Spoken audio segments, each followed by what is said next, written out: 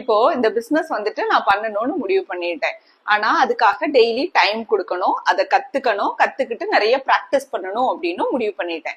ஆனா அதை டெய்லியும் பண்றதுக்கு முன்னாடி நிறைய ப்ராப்ளம் வருது. என்னென்ன மாதிரியான ப்ராப்ளம் அப்படின்னா, ஃபர்ஸ்ட் விஷயம் நமக்கு முன்னாடி நிக்கிறது சோம்பேறித்தனம்.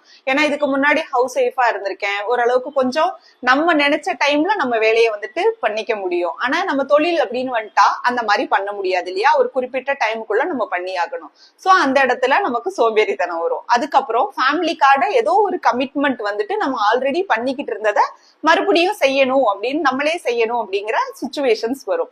அதுக்கப்புறம் ஏதாவது ஒரு சின்ன சின்ன ப்ராப்ளம்ஸ் வரும். இதை எல்லாத்தையும் எப்படி ஓவர் கம் பண்றது? சரி, அப்படி ஓவர் கம் பண்றதுக்கு நான் கத்துக்கிட்ட ஒரு சில விஷயங்களை உங்க கூட ஷேர் பண்றேன். ஃபர்ஸ்ட் விஷயம், நம்ம எடுத்த டிசிஷன்ல ஸ்ட்ராங்கா இருக்கணும். ஏன்னா அந்த முடிவை எடுத்தது நான். சோ அந்த முடிவை என்ன தேவைக்காக எடுத்தேன், என்ன ஆசைக்காக எடுத்தேன் அப்படிங்கறதுல நான் ரொம்ப தெளிவா இருந்தேன் அப்படின்னா தான் என்னால அதை வந்துட்டு கொண்டு போக முடியும்.